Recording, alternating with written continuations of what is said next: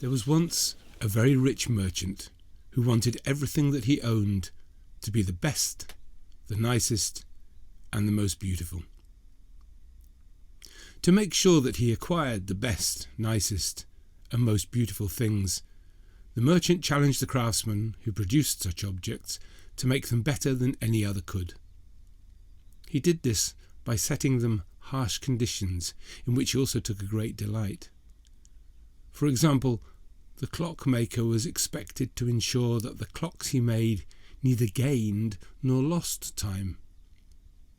The cooks were ordered to bake lemon cakes, the merchant's favourite, that were neither too sweet nor too sour, and his gardeners were expected to grow different varieties of cherry trees in the orchard to be sure of there always being at least one in flower, and that the trees were not to be allowed to grow too tall so that the merchant could enjoy their blossoms without having to strain his neck by looking upwards. And so on it went. Thus he ensured that the things that he had were always the best, the nicest, and the most beautiful.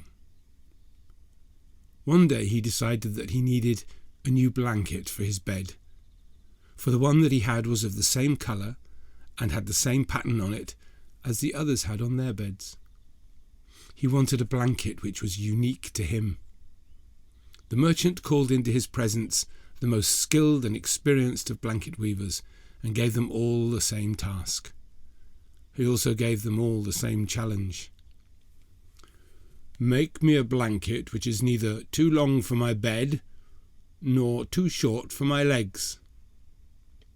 It was made clear to them that they were privileged to be given such an undertaking, but if the blankets did not meet the requirements of the merchant, then they should not expect to be paid for their efforts. Thus, the weavers, as soon as they sat themselves at their looms, all found the task set to them too great a challenge.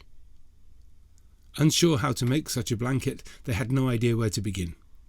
Each of them had measured the merchant's bed and his legs, and each had calculated how long the blanket should be, but all of them suspected that there was a catch somewhere, and that no matter what they produced, it would not be right, and then they would have done their work in vain, for they would not be paid.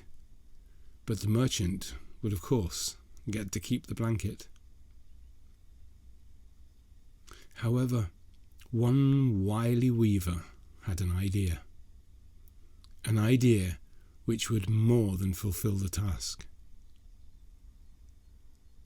The wool he chose was the finest he could get. The colours were complementary to one another and perfectly reflected the merchant's taste. The pattern he used was both stylish and unique. The blanket that stretched out across the loom was, in his eyes, almost perfect. But to make it really unique, it needed just a final touch.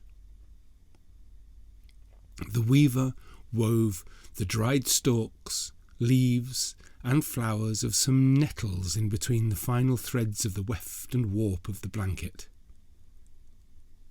When he was presented with the blanket, the merchant was most impressed, and said so. He looked at the weaver with admiration, and then he ordered his servants to make up his bed with the new blanket. "But, my dear man, if this blanket is too short or too long, then I won't pay you anything for it." The blanket fitted perfectly on the bed, so it wasn't too long. The merchant then removed his shoes and socks and climbed into his bed. The weaver watched and waited. The merchant stretched his legs out as far as he could, and, as he planned, his toes popped out at the bottom of the blanket, and he smiled. "The blanket is too short for my legs. You see, my feet are sticking out." But then he began to feel a strange burning, stinging sensation on his ankles. The pain became too much to bear, and he pulled his feet back up away from the nettles, which were woven into the end of the blanket. "But no," said the weaver, "it seems to be of the perfect length for your legs. Look, you cannot see your feet." The merchant paid the weaver handsomely, who left him with a smile and a wish.